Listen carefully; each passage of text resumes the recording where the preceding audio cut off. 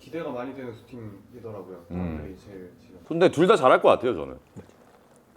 아스날만큼 하겠습니다.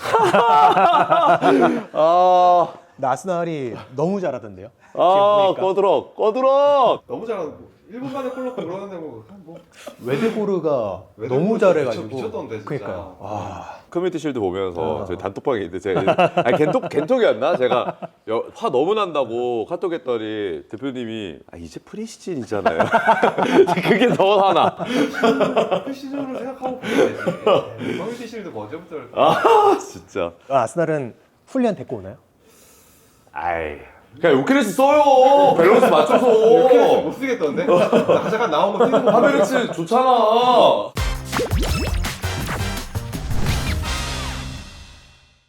자, 이제 2편이죠.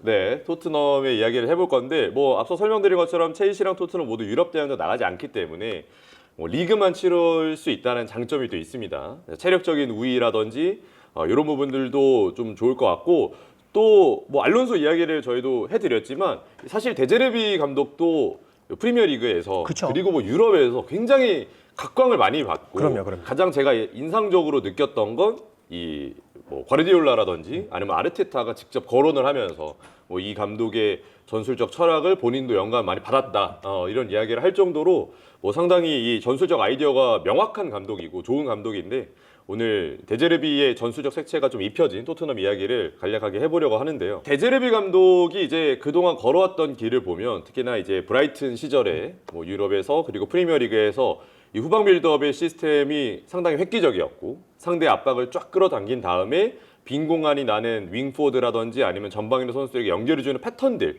그 명확한 패턴들이 상당히 재미가 있었어요. 그렇죠. 예. 그런 부분 때문에 사실은 데제르비의 가치가 더 높아졌던 거잖아요. 네, 그래서 그런 패턴들과 그런 후방 빌드업에 누가 보면 약간 너무 불안한데? 라고 생각이 들지만 또 본인들이 약속하고 명확한 게 있었기 때문에 그걸로 또 강팀을 잡아내는 모습들도 많이 보여줬습니다. 지난 시즌에는 또 마르세유에 있었어요, 사실. 네, 그래서 마르세유에 있을 때 제가 또 중계를 담당을 했었거든요. 그쵸. 그래서 데제르비 축구를 질리도록 봤습니다.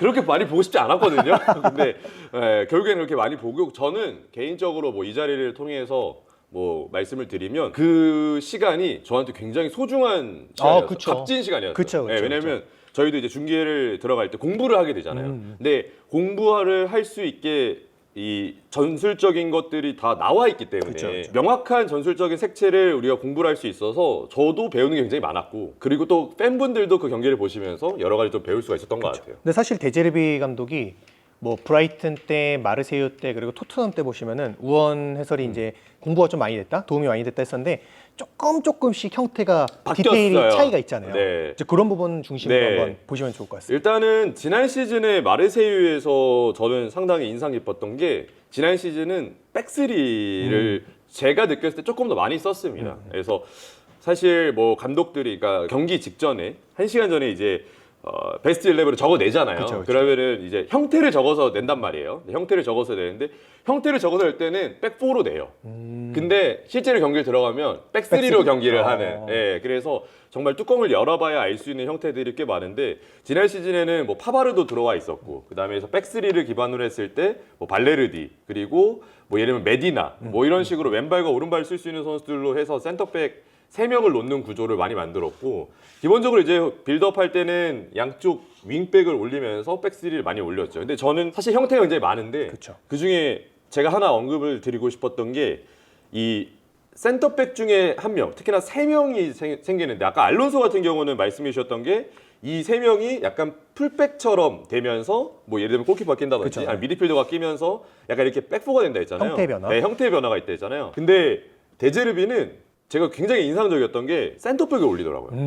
그러면서 2명을 만들더라고요. 그쵸. 예, 그리고 오히려 키퍼를 끼는. 어. 그러니까 그래서 키퍼의 발밑을 굉장히 중요하게 생각을 하는데 뭐 이번 시즌은 당장 보더라도 킨스키가 주전이 되고 있고 지난 시즌에는 룰리라는 키퍼가 또 발을 굉장히 잘 쓰는 키퍼인데 그 키퍼까지 해서 이렇게 했습니다. 예, 이렇게 쓰고 파바르를 아예 센터백인데, 그러니까 스토퍼인데 그냥 하프 스페이스 위치까지 올려버리는 형태로 가더라고요. 그래서 상대가 뭐 압박을 보통 이제 4-3-3 형태로 압박을 갈 때 특히나 3명의 압박이 이렇게 들어오면 골키퍼까지 압박을 받게 함으로써 센터백을 올려버리는 그러면 이 센터백이 무조건 프리 상황이 열리거든요. 그쵸. 그래서 이렇게 되면은 이제 이 3명의 압박에서 한 명이 주저하게 됩니다.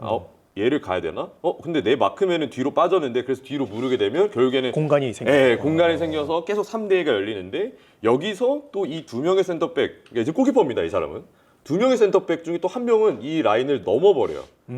그래서 결국에 후방에 가끔씩은 아니 2명만 아니 골키퍼 포함해서 한 명만 한 남아 명만, 있는 그 거예요. 센터백 한 명만. 그리고 상대 공격수 2명이 남아 있고 굉장히 일반적으로 보기 어려운 전술 형태들이 이 순간순간마다 조금씩 나오더라고. 그래서 굉장히 획기적인 아이디어. 그러니까 사실 우리가 전술은 이제 현대 축구에서는 전술이 사실 거의 대부분 다 알려져 있잖아요. 그쵸. 그러니까 우리도 공부를 할 수가 있고 그쵸. 전 세계 누구도 다 공부를 할 수가 있는데 거기서 조금씩 아이디어를 더해주는 감독들이 있거든요. 그 감독이 저는 이제 데즈르비 감독 유형인 것 같아요. 그렇죠. 결국 네. 아이디어를 계속 현대 축구에서 추가를 하려면 사실은 우원 해설이 이제 좀 좋게 얘기를 했는데 리스크가 있는 플레이를 해야 돼요. 지금 그 얘기 하고 싶었어요. 그쵸. 네. 사실 이렇게 됐을 때 항상 마르세유 경기를 특히나 최근에 봤을 때는 뭐 데즈르비의 이전 브라이튼 시절도 그랬는데 저는 생각보다 선취골 실점 경우가 꽤 많아요. 그러니까 본인들이 원하는 상황을 만들려는 강한 의도 때문에 어찌 보면 약간 이런 불안한 리스크들이 나오고 이 불안한 리스크를 뭐 누차 말씀드려도 지나치지 않는 수비 라인에서의 공간 리스크. 그쵸. 결국에는 백라인에 있는 선수들의 개개인의 수비 실력과 뒤쪽 공간 커버에 대한 능력이 되지 않 특히나 골키퍼의 스위퍼 능력까지 되지 않는다면 이쪽 공간이 정말 많이 나오거든요. 그래서 이 후방에 있는 선수들의 수비 판단이 저는 굉장히 중요한 것 같아요.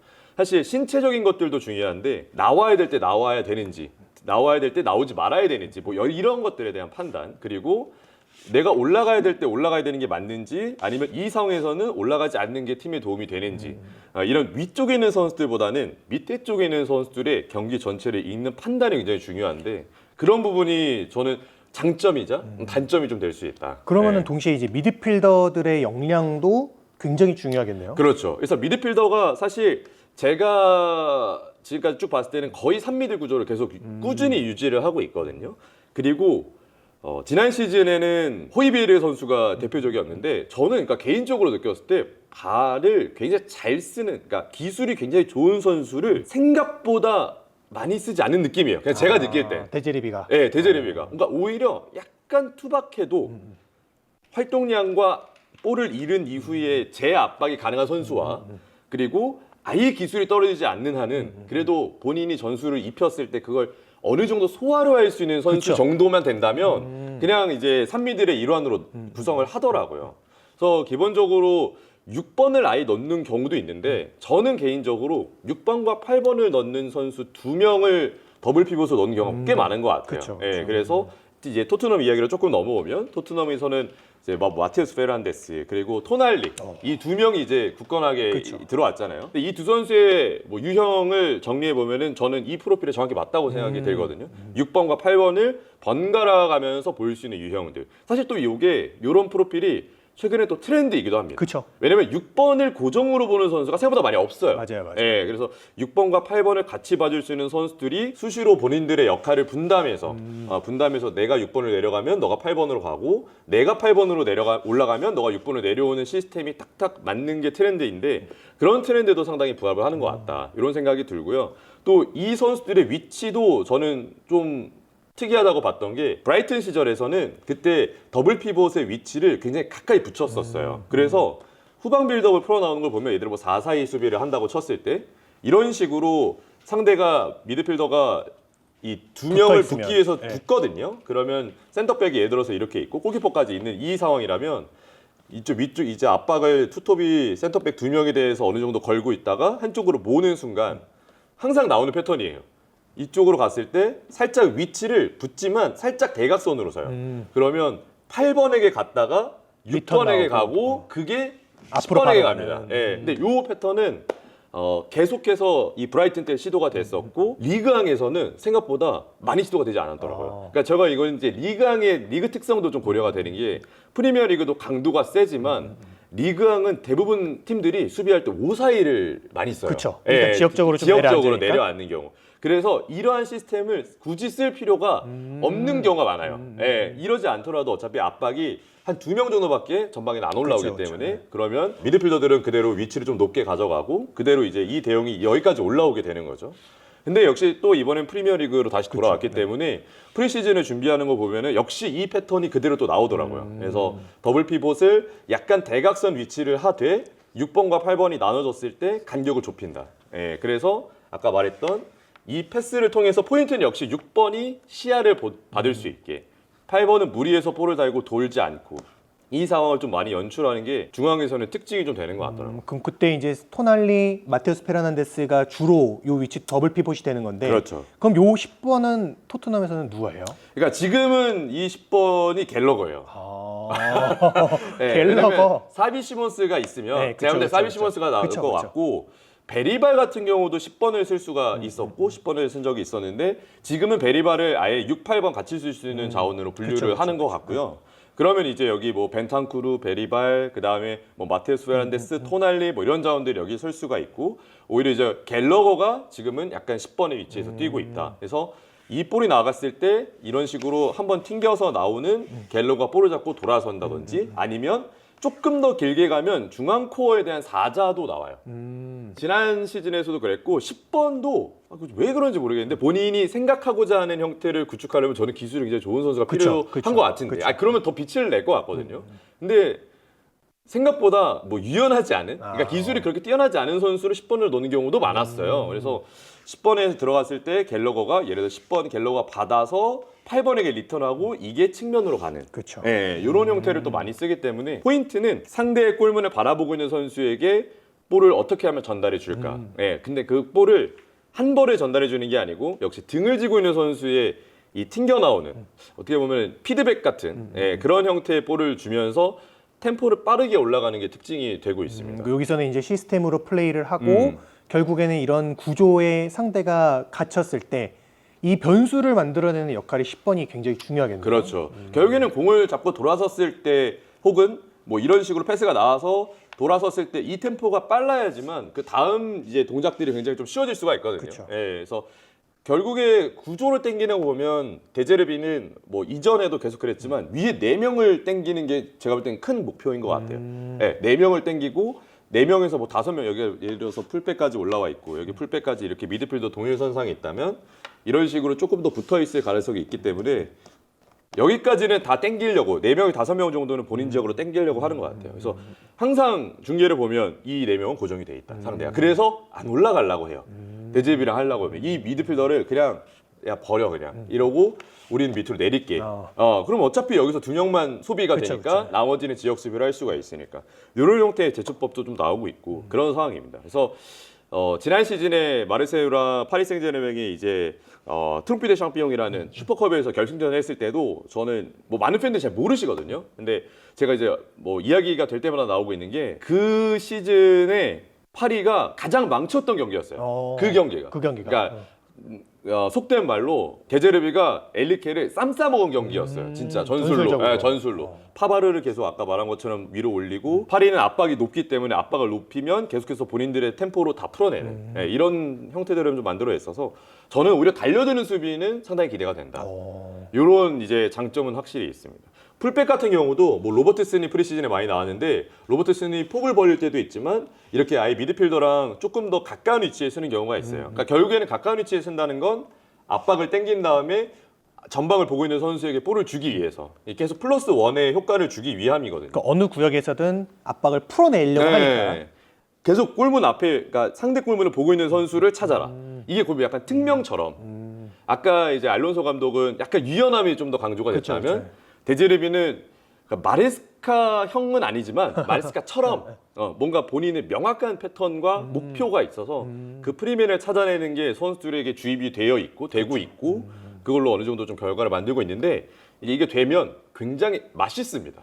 근데 이게 우려할 필요가 없는 게 미드필더가 만약에 갇혀도 센터백이 그 역할을 또 해줄 수 맞아요. 있으니까. 예. 골키퍼가 또 그 역할을 해줄 수 있으니까. 네. 그런 또 다양함이 같이 있겠네요. 그러니까 결국에 말씀해 주신 게 예를 들어서 파네케가 그러니까 파네케 같은 그런 자원을 영입한 것도 가장 큰 이유가 이런 그쵸, 거죠. 예, 그쵸. 판단에 대한 부분.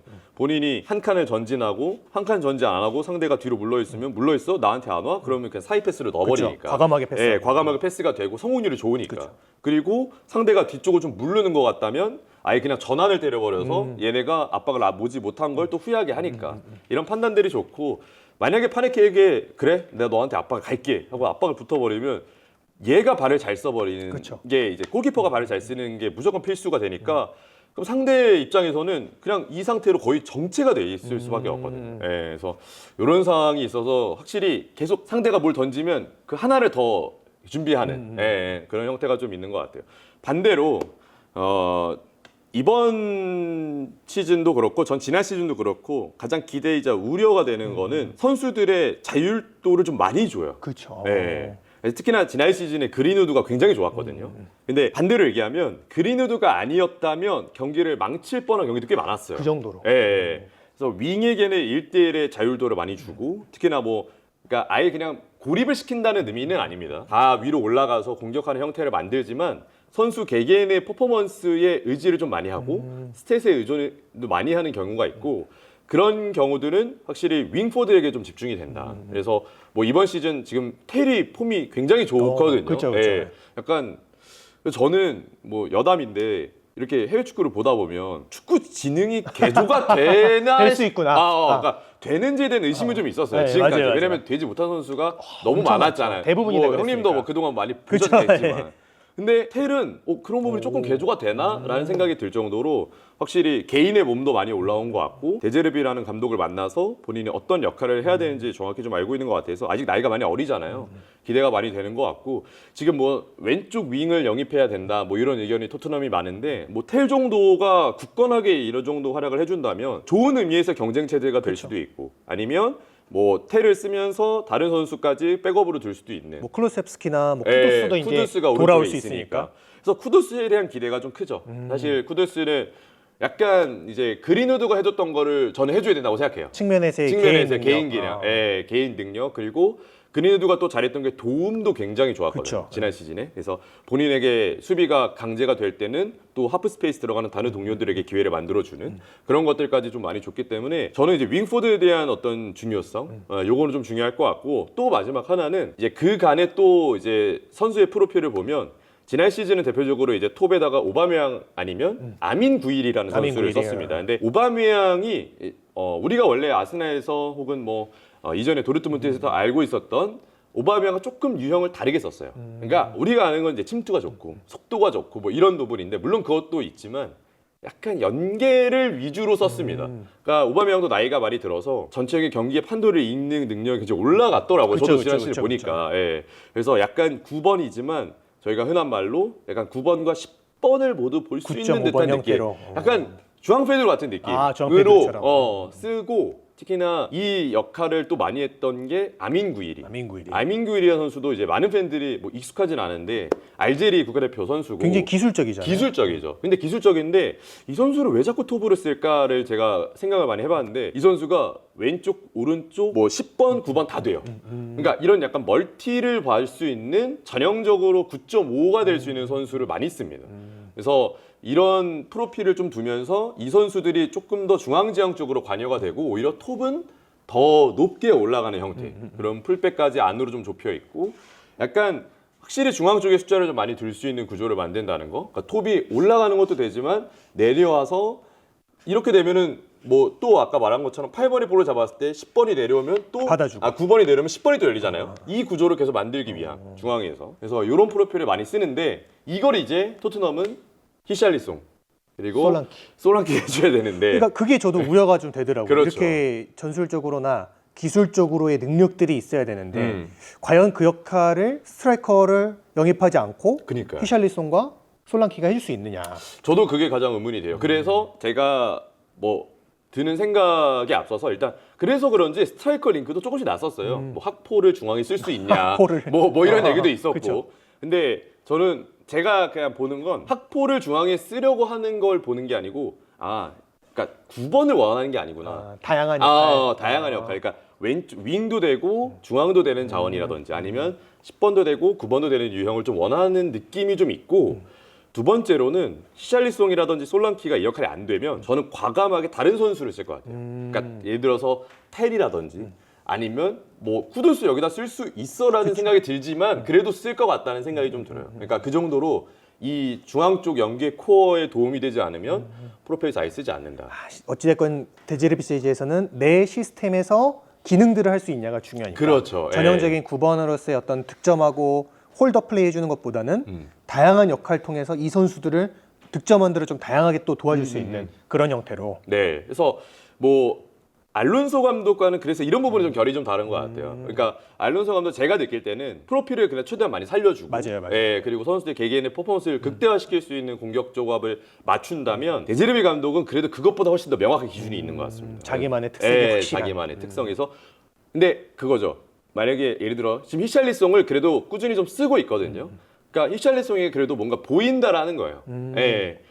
물론 안 좋은 모습도 있지만 그쵸. 좋은 부분을 보면서 이거를 최대한 좀 살려보려고 하는 그쵸. 예, 본인의 기능에 있어서는 이게 연계가 된다라고 생각을 부분적으로는 하는 것 같거든요. 제가 느낄 때는. 왜냐면 연계가 아예 안 됐던 건 아니기 때문에 또 조금씩 되고 있는 것들도 있기 때문에 아 그래 뭐 예를 들어서 지금 10번 중에 뭐 2번, 3번이 된다면 이거를 좀 늘려보는 걸로 가보자라고 생각을 또 초반에는 할 것 같다. 예, 이런 생각이 듭니다. 그래서 전체적으로는 좀 이런 판도로 예를 들어서 뭐 토트넘은 진행이 될 것 같고 제가 봤을 때는 토트넘은 선취 실점을 좀 하게 되면 저는 이제 지난 시즌에도 계속 누차 말씀드린 것처럼 선취 실점하게 되면 이걸 체급으로 누르지 않는 이상은 지난 시즌에 좀 어려웠거든요. 그쵸. 사실. 예, 뭐 예를 들면 뭐 그린우드 아니면 파이샹 이런 개개인의 드리블 능력이라든지 마르세유 특유의 네임밸류를 통해 찍어내리는 듯한 게 있었기 때문에 저는 그런 게 좀 가능했다고 더 보여지는데 토트넘은 사실 그 정도는 아니거든요. 그렇죠. 또 예. 프리미어리그니까. 프리미어리그니까. 프리미어리그는 뭐 당장 보더라도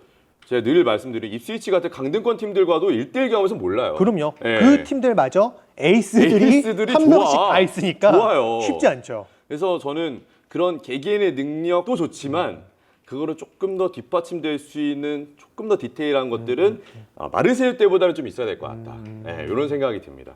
마지막으로 데제르비는 이제 뭐 구단과의 마찰 뭐 이런 거는 제가 다른 콘텐츠에서도 얘기를 했었지만 생각보다 그렇게 크진 않습니다. 본인이 명확하게 기준 안에 있어서 본인과 결이 맞는 사람이라면 그래도 잘 따라가는 유형이에요, 요즘에는. 근데 하나 제가 좀 걱정이 되는 건 선수들에 대한 건데 특히나 이번에 이제 베시타시로 넘어갔던 마이크 무리오 같은 선수 마르세유에 넘어갔던 그 선수 같은 경우가 지난 시즌 마르세유에서 주전으로 잘 뛰고 있다가 데제르비 감독이 훈련 때 그 마이크 무리오를 일주일 동안 봤는데 그게 마음에 안 들어서 명단에서 딱 일주일? 명단에 아예 제외했다는 얘기가 있어요. 그러니까 그것도 뭐 나중에 마이클 무리오의 입에서 나온 얘기긴 하지만 그래서 본인은 왜 제외된지 모르겠는데 너 팀 떠나라. 근데 그 근거가 이제 구단 훈련에서의 데제르비가 봤던 기준에 부합을 못해서. 근데 심지어 이 선수가 아예 제외됐던 게 아니었어요. 그냥 그 전에도 몇 라운드 전까지만 해도 주전으로 계속 뛰었었거든요. 뭐 로테이션 멤버라든지 여러 가지로 뛰었었는데 그냥 제외를 시키더라고요. 그래서 아, 이 사람은 본인의 기준과 이 설정값 안에서 만약에 벗어나면 가차없이 내보내는 스타일이구나. 그러면 그게 그냥 이 선수에게 조금 긴장감을 주기 위한 방법이에요? 아니면 아닌 것 그냥 같아요. 아예 제외? 아예 제외. 아예 제외시키고 오히려 이 선수보다 조금 떨어지는데? 라는 선수 그냥 띠깁니다. 시스템에 맞아요. 시스템에 맞으면. 그러니까 이제 팬들이 약간 미치는 거예요. 아니 왜 제가 있는데 그냥 구슬려서 쓰는 것도 매니징 아니냐. 그쵸. 그것도 감독의 능력 아니냐 하는데 뭐 예를 들면 그 선수를 아예 안 쓴다든지 폼이 안 좋은 선수인데 본인의 기능에 맞다고 생각하니까 계속 쓴다든지 뭐 이런 것들에 타협이 좀 안 되는 느낌이 있어서 그래서 이렇게 호불호가 좀 명확한 그런 유형의 감독이라는 생각이 들어요. 그러면은 토트넘은 리그 순위를 어느 정도로 이번 시즌 예상을? 저는 생각보다 좀 높을 것 같아요. 생각보다. 뭐 유럽 대항전을 하지 않는 거에 대한 장점은 그쵸. 전 충분히 있다고 생각이 들고 물론 첼시도 지금 이제 맞춰가는 과정 속에 있긴 한데 이번에 이제 영입된 뭐 여러 선수들이 있잖아요. 뭐 세네시를 비롯해서 로버트슨 같은 자원들도 백라인 그리고 뭐 파네케 여기에 이제 판더벤 사실 자원이 굉장히 좋습니다. 아까 얘기했던 마테우스 페란데스, 토날리 선수들의 프로필이 데제르비가 원하는 유형이 생각보다 많아 거의 대부분이에요. 여기는 저는 완벽한 것 같아요. 그러니까 여기가 완벽한데 여기가 새로 다 들어온 선수들. 그렇죠. 그래서 저는 이거는 프로필도 그렇고 선수들의 네임밸류도 그렇고 그리고 또 하나 좀 포인트가 이 선수들의 특징을 다 제가 모아봤더니 다 프리미어리그 출신들, 무적 경험들. 직전에 뭐 로버트슨, 세네시, 파네케, 토날리, 마테스 페르난데스 다 프리미어리그에서 경험을 하고 인정을 받고 검증이 된 자원들로 지금 들어왔기 때문에 저는 이거 자체가 굉장한 힘이 있다고 생각이 들거든요. 다른 팀들도 새로 이적생들이 들어오면 부침이 좀 있을 텐데 그거보다는 저 속도가 좀 빠를 것 같아요. 그래서 이런 걸 좀 보면은 저도 4위 아래는 충분히 들 수 있지 않을까? 저는 어찌됐건 유럽 대항전 유럽 대항전에 챔스까지. 챔스는 무조건 갈 수 있을 것 같다라는 생각은 듭니다. 다만 공격력이 이제 좀 관건이 될 수 있죠. 그쵸. 관건이 되면서 이런 식으로 나올 것 같고 또 마지막으로 이제 하나 얘기하고 싶은 게 이제 갤러거인데 갤러거. 네, 사실 갤러거가 아까도 언급을 해주셨지만 생각보다 투박한데 이 선수를 또 위에 쓸 수밖에 없는 이유가 이 선수의 그 특유의 장점인 활동량 플러스 압박이잖아요. 볼을 잃었을 때의 그쵸, 압박. 그리고 약간 그 투쟁적인 모습. 글쎄 모르겠어요 저는. 근데 이게 공을 가지고 있을 때 메리트가 떨어지면 이거를 쓰는 데 있어서 한계점이 어느 정도 있을 것 같다는 생각이 들거든요. 근데 첼시에서는 기본적으로 처음에 이 갤러거를 포체티노 감독이 위쪽에 쓰기 시작했었거든요. 네. 근데 박스를 타격하는 능력, 크로스가 올라왔을 때 본인이 직접 이제 올라가서 마무리를 한다든가 세컨볼을 슈팅으로 연결한다든가 크리스탈 팰리스 임대 시절에 그런 퍼포먼스가 한참 좋았잖아요. 워낙 좋았었기 때문에 네. 그 부분은 토트넘 팬들도 좀 기대를 할 수 있는 부분이에요. 10번이라면. 근데 결국 10번에서 뛰었을 때의 투박함. 10번에서 뛰었을 때 낮은 위치에서 이 패스를 아까 말하는 이 시스템적으로 돌려놓는 패스가 나왔을 때 자연스럽게 돌아가면서 이 벌어진 공간을 공략할 수 있겠느냐. 이런 우려는 아마 동시에 좀 있을 것 같습니다. 그러니까 이게 사실 첼시 때도 문제가 조금 됐었던 그쵸. 부분들이잖아요. 그쵸. 네. 그래서 물론 뭐 사비 시몬스가 들어오거나 아니면 다른 자원을 뭐 위로 올려서 쓰는 방법도 생각을 해볼 수 있을 텐데 어쨌든 갤러거가 초반에는 제가 초반에는 계속 나올 것 같아서 10번으로 그런 부분들을 좀 걱정과 기대가 같이 공존을 하는 것 그치. 같다. 네, 전체로 좀 이렇게 볼 수 있는 것 같습니다. 위원님도 토트넘에 대해서? 토트넘 혹시 저는 예상 조금 순위는 리스크가 좀 저는 좋은 소리가 안 나올 것 같아요. 근데 그 혹시 토트넘의 개인 순위 혹시 어떻게 좀 보세요? 근데 솔직하게. 우원 해설은 아무래도 이제 긍정적으로 조금 얘기를 네. 했다면 조금 저는 조금 현실적으로도 얘기를 하자면 야 이거 비단 뭐 제가 앞에서 첼시 얘기를 긍정적으로 해서가 아니라 네. 이 공격적인 부분이 결국에는 데제르비 체제에서는 조금의 우려가 될 수도 있다. 영입이 안 되고 갤러거가 10번이 되고 뭐 솔랑키나 히샬리송이 그런 9번으로 역할을 제대로 못 한다면 공격력적인 부분에서 조금 우려가 되기 때문에 공격이 네. 여긴 진짜 괜찮은데 유럽 대항전은 갈 것 같아요. 그러면 한 7위 안에는 들어갈 수 있다. 7위 안은 무조건 들어갈 것 같고 근데 이제 챔스권이 보장이 되는 뭐 4위, 5위까지는 좀 봐야 될것 끝까지 같다. 많이 봐야 된다. 다른 팀들의 상황들도 좀 많이 봐야 지켜볼 된다. 필요가 있을 것 같습니다. 그러니까 공격력에 대한 부분은 아쉬운 거는 똑같네요. 그렇죠. 네. 아쉽죠. 그냥 명확하게 좀 아쉬운데 그거를 이제 전술적으로 어떻게 어떻게 해내느냐, 실제로 이 선수들이 잘 수행을 하느냐, 다른 모습을 보여주느냐 이게 좀 관건인 것 같습니다.